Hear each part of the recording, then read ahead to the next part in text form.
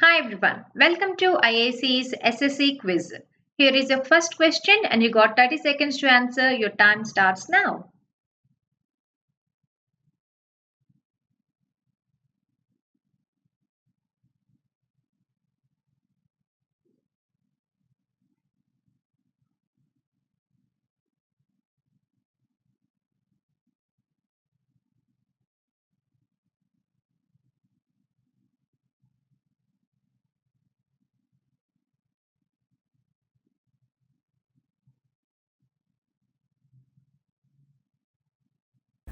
Well, your time is up. So the question here given is to arrange the given jumbled sentences in a proper order and choose the correct order from the given options. So here four sentences are given A, B, C and D. Let's see the first one. A. However, I'm underlining the keywords which can be used to arrange the sentences. However, the rate of population increase is another important factor to consider. See, whenever you see however, you should remember when do we use however? However is used in the sense of opposition to the previous statement. You're saying something contradictory. When you're giving some contradictory statement, you will use however. Right, let's put it aside. This change, which change? This change can be expressed in two ways. Here, this change refers to a particular change. That means B cannot be the first sentence. A cannot be the first sentence because it is expressing contradictory statement, opposite statement to the previous one. So A cannot be taken as the first sentence. And we cannot take B also as a first sentence because this change, which change? We are not sure because it is not there in B. So B also cannot be taken as first sentence. So the sentence, the options with B as first sentence, you can eliminate them straight away. And you can find here or C is our first sentence. See, elimination process easy. Growth of population refers to the change. See here. Which change? Here. This change refers to the change. Growth of population refers to the change in the number of inhabitants of a country. All right, look at that. Do you understand this? So here C is individual, it's not connected to anything before, so C is taken as a first sentence. Fine. Now, first, in terms of absolute numbers, and second, in terms of percentage change. After C, which sentence can be taken? However, the rate of population increases, A cannot be taken after C because we are not taking contradiction to that statement. So, A cannot be followed by C. So, you can see here C, A. No, it's not possible. You can eliminate. So, can we go with D? First in terms. First, second is there. That means here two ways they mentioned. No. So, here two terms. First term, second term.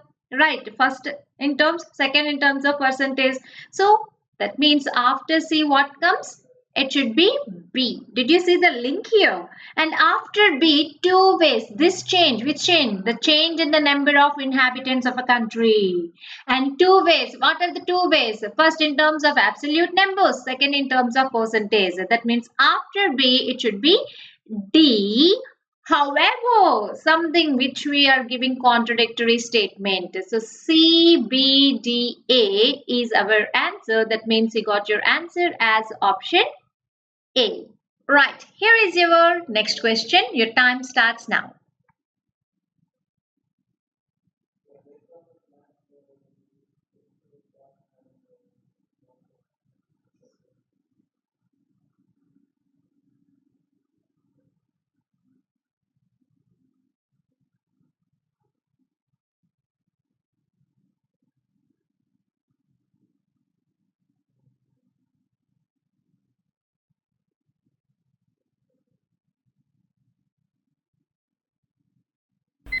Well, your time is up. Here you're asked to choose the correctly spelled word and a single word is given with different spellings. And by saying the word, you can say the word is enthusiasm. And what's the spelling of enthusiasm? E-N-N, It should be like enthusiasm. So enthusiasm, this is the correct spelling. Now look at the first one. Enthusiasm. No ism, it should be asm. Next, entheu. We don't have e, not entheu. Entheu. So this is incorrect. Eliminate. A, no, it starts with e. E-N, right? T-H-U, enthusiasm. Yes, it is correct. So your answer is option D. By the way, what is my enthusiasm? Eagerness. Or you can say keenness. Like if one is eager, let me write here, and intense, enjoyment,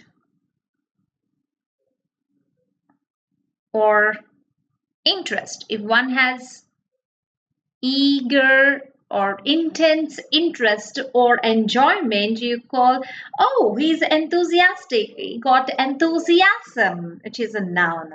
Is that clear? Here is your next question. Your time starts now.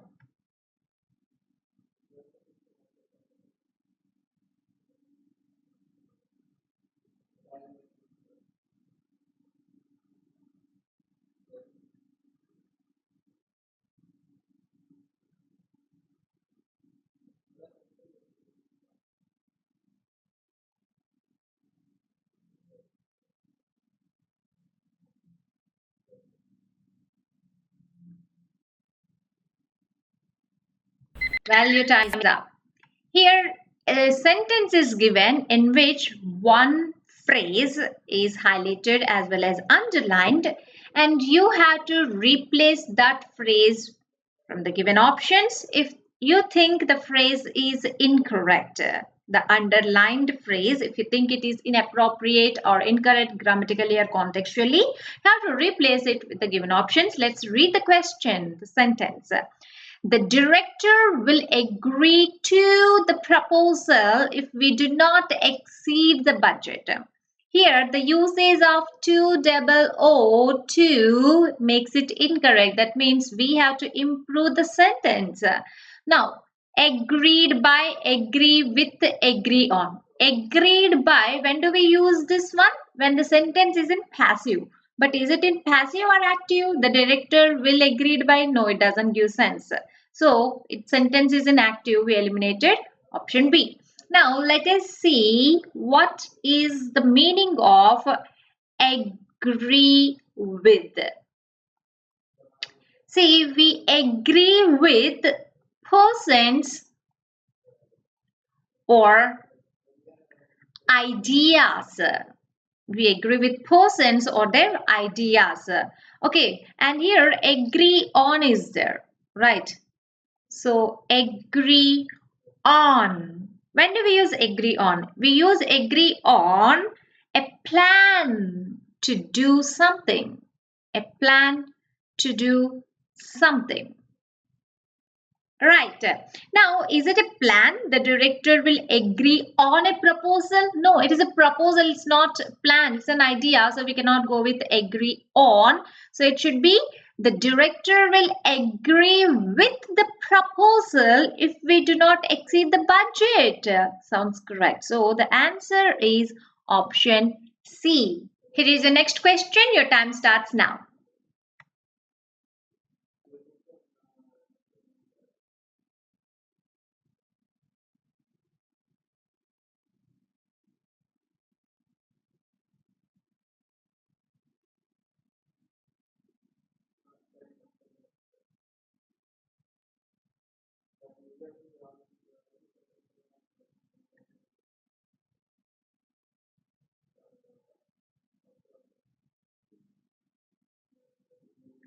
Well, your time is up. Here, a blank is given and you must fill the blank from the given options with the option which is given. So, which option from the 4 is the correct one? Let's see that. the appropriate word. We must dash help to the homeless and physically disabled people. If you look at the sentence, you see we must. Must is there. After must, which is modal auxiliary, we know this. Modal auxiliary verbs generally they do not act as main verbs. They always act as auxiliary. So after modal auxiliary verb, generally we require main verb in V1 form. If there is another auxiliary like modal auxiliary verb followed by have forms, right, whatever, has, have, had, then the main verb must be in V3. Unless otherwise, the modal auxiliary verb always followed by main verb in V1. And if you look at this, we must help the homeless. It is also giving sense because help can act as verb and it's V1. But here help is not acting as verb. The verb we must choose from the given options because these are also verbs. Now look at this. We must dash help to the homeless and physically disabled people. Exert. So what is meant by exert? Exert gives the meaning of apply or bring to bear. Bring to bear. So can we say we must apply help? Doesn't give sense. So eliminate option A. Next, donate. Donate means what? Donate means, let me write here. Donate means to give money or goods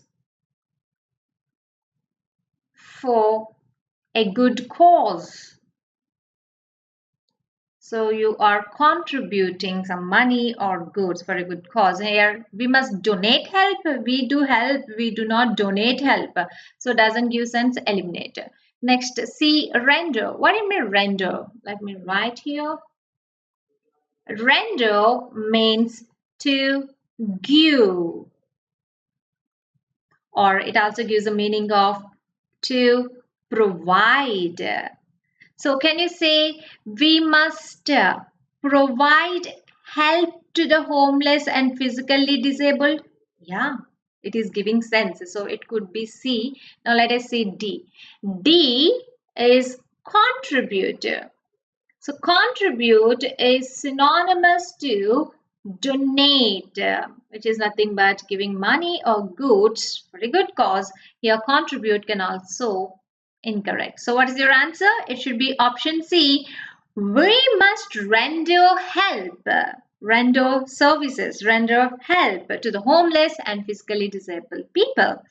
Here is the next question. Your time starts now.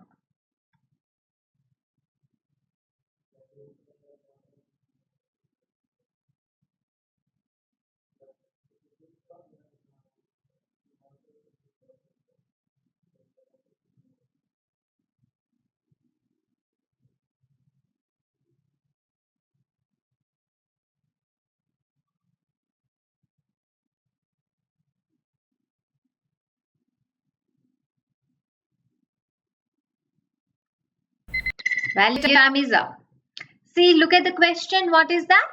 Select the passive form of the given sentence. So, sentence is given in active. That is, the manager keeps the verb pending. You have to convert into passive. I have discussed 5 simple steps to convert any sentence from active to passive and vice versa. Right. So, this is being asked in your SSC CGL 2020, guys. So, now let's see step 1. What is step 1? Identification of subject, verb and object. So what is the subject here? The manager. Right. All right. Let's write it. What is the verb? Keeps. Fine. Object? The work. Pending. Of course, you can take this thing. Now, that is step 1. Step 2. Subject becomes object. Object becomes subject. So here the work is the actual object, spending is the additional information. Now what is the subject in passive voice? Let me write here. The work becomes our subject in passive form and the manager, let me put here. becomes our object. So 2 steps completed. Step 3, very important, usage of be form.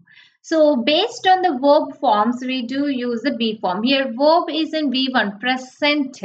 So when verb is in V1, what are the be forms we do use? Is, am, are. So these are the be forms we use. Now work, is it singular or plural? It is singular. So what we have to go with? Is. The work is. Now you got your answer. Right. So where is? Only here. Has, was, are. You got your answer. That should be D. However, let's complete the sentence.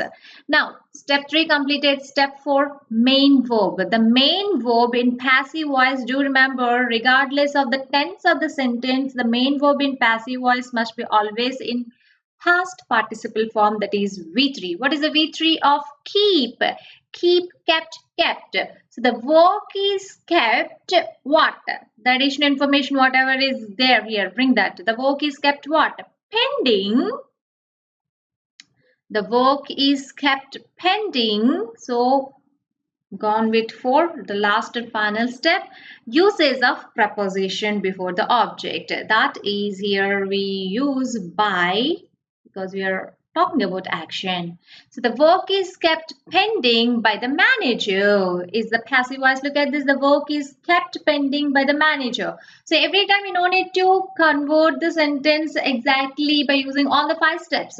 In step 1 you could able to know, in step 2 or step 3 see, most of the times you have to concentrate on the verb form. What is the verb form given? Is it correctly converted or not based on the verb form?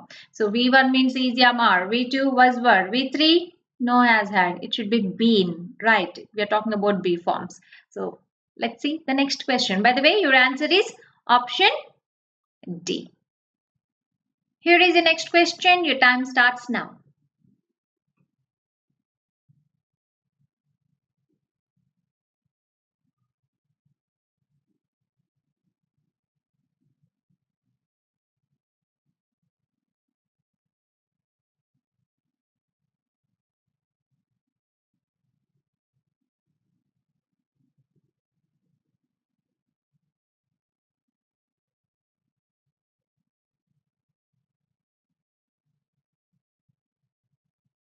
Well, your time is up. You're asked to choose the most appropriate antonym for the word inexpensive. So appropriate antonym should be expensive, right? Look at the options. Popular.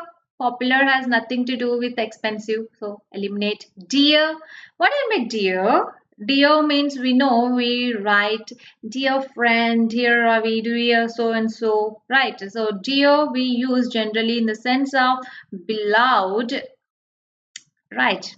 Affectionately used. Dear, hey dear, right?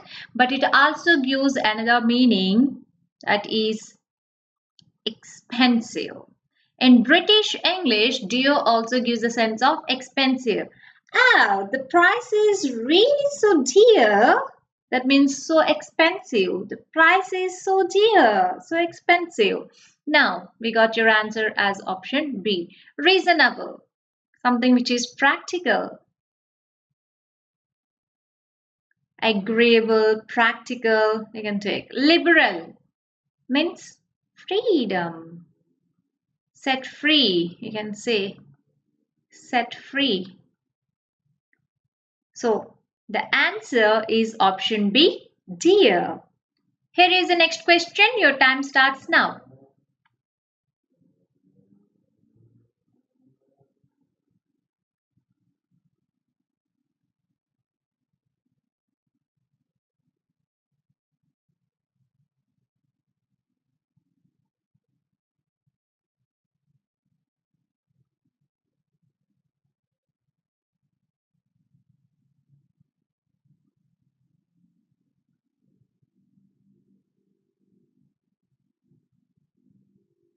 Well, it's very easy. It is given in SSC MTS 2019. It's a one word substitute. So you're asked to substitute this phrase with a word. So a book of names and addresses. So what is that book called? Directory, dictionary, diary, journal. So we know telephone directory. If we are 90s kid, a telephone directory used to be there in every household, like in every house where we do search for a person's name and the phone number, right? So in fact, it includes address. So a book of names and addresses is called directory. So your answer is option A. So dictionary means words with the meanings, right? Diary, the book in which you record your personal things daily, is diary. Journal is also a kind of diary where you record the day's events or personal things or whatever it is you're following. Even journal is used not just for recording personal things, it is also for professional things. When you're doing research, you do maintain a journal, you record your research, whether it is positive or negative, the values, or if you're doing chemical, like chemical reactions, actions, or in lab if you're performing some practicals. So the reports, everything you maintain in a journal, that's about your events or whatever. So diary and journal are synonymous, but there is slight difference though. So you got your answer as option A. Now let's see the next question. Here is the next question. Your time starts now.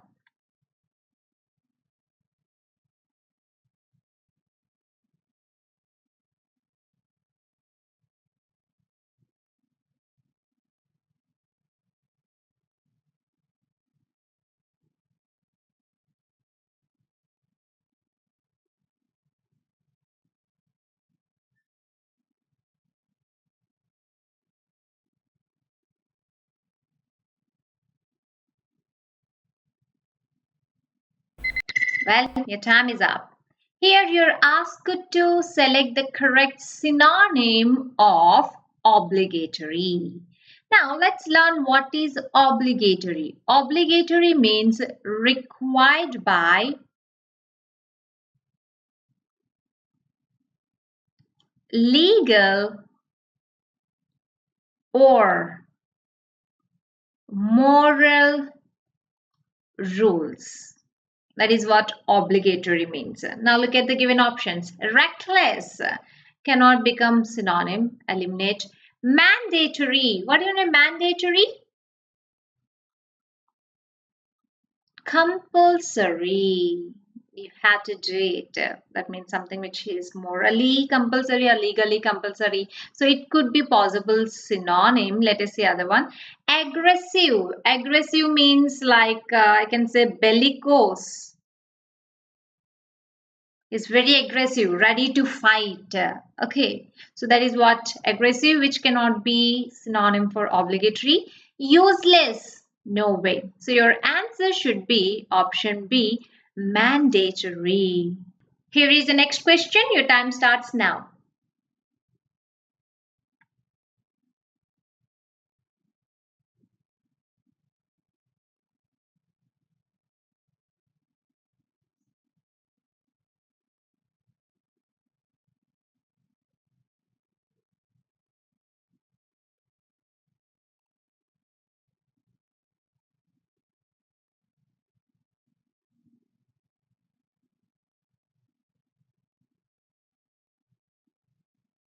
Well, the time is up.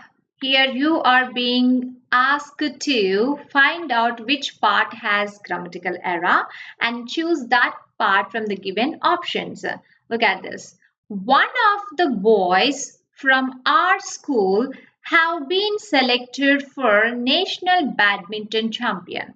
See, unless you know the rule, you feel this as correct, but no, it is incorrect because you see, one of the, here boys is there, boys means plural, so plural verb have no. Do you remember?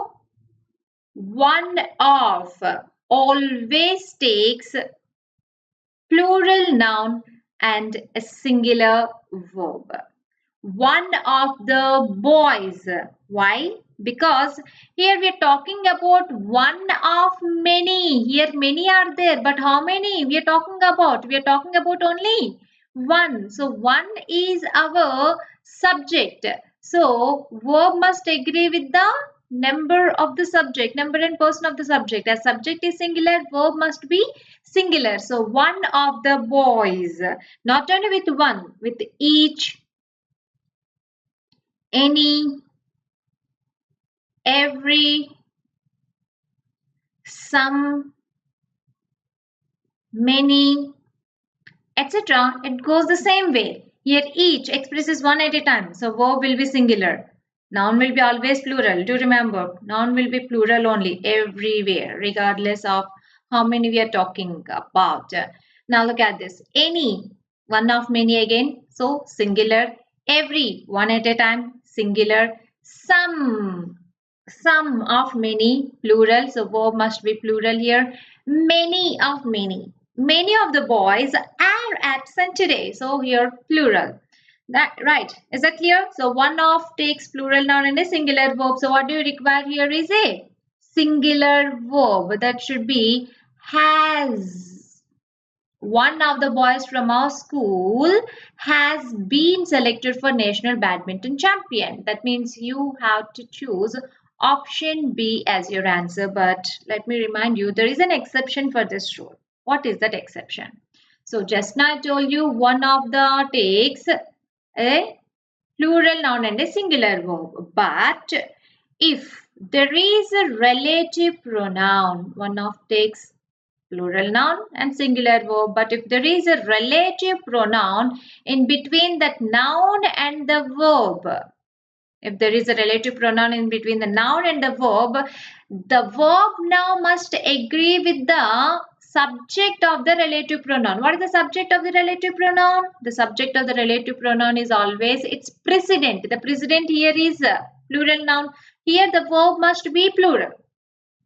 Why? Because your subject of the relative pronoun is plural. But actual verb might be somewhere there. Let me give an example for you to make it easier to understand.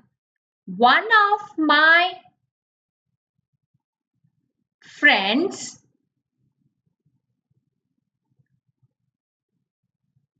who, what shall I go with? Singular or plural? Here who is there? What is who? Who is a relative pronoun? Just now we discussed who is a relative pronoun. So when there is a relative pronoun, the subject of the relative pronoun is its precedent. Here precedent is friends, which is a plural noun. Now the verb that comes after the relative pronoun must be plural because it must agree with that. That means now you require a plural verb. One of my friends who live in, let me see, Georgetown. That means I have many friends who live in Georgetown, but I'm talking about one. Now my actual verb is coming. So one of my friends who live in Georgetown, it is incomplete sentence. Now let me complete by giving a phrase, is meeting me today. Is meeting me today. So what is the actual verb? The actual verb is here. This is the actual verb, is. It is singular because one is singular. Here one is singular, so we require a singular verb, right? Did you see the difference here? Now what is this thing here? Who live in Georgetown? This is additional information about my friends. Did you understand that?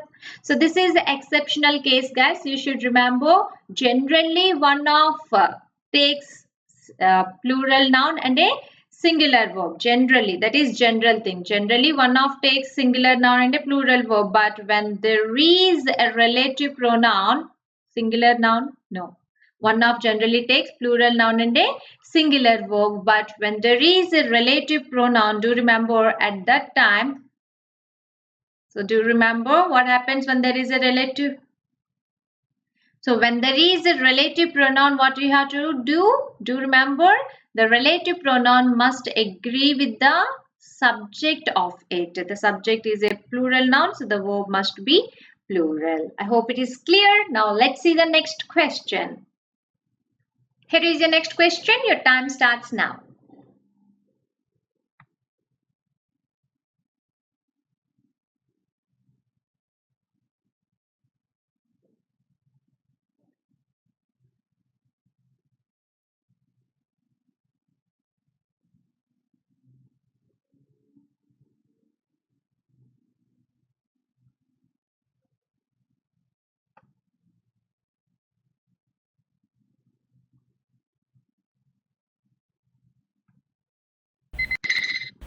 Well, your time is up. Now, look at the question. You are asked to select the most appropriate antonym for the word comic. So, what is meant by comic? First, let us learn what is meant by comic. Comic means something which is humorous.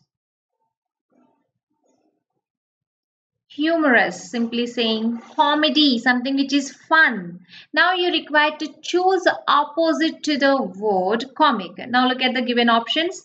First one, tragic. What do you mean by tragic? Oh, that is a tragic story, some tragedy. What do you mean by tragic? Tragic means extremely, or you can say extreme distress or sorrow. Extreme distress or sorrow. It is giving sense as opposite. Yes. Now let us see the other options before taking it as an answer. Now look at this.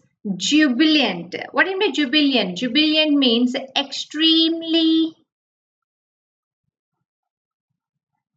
happy. In other words, I can say overjoyed.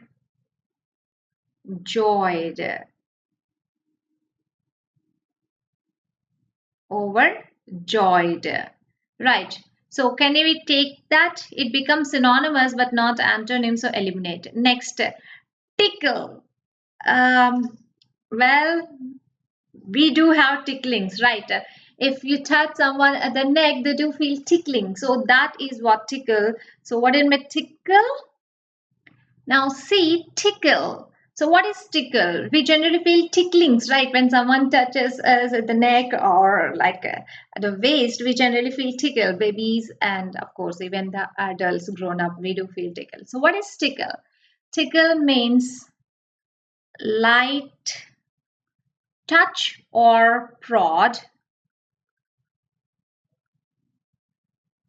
that causes slight discomfort or often leads to laughter, right? That is what we call tickle. So that is really bigger meaning, but we do feel ticklings. So that cannot be the answer, right? So we can eliminate option C. Next, happy, no. Happy and jubilant are synonymous. So the answer is tragic, option A.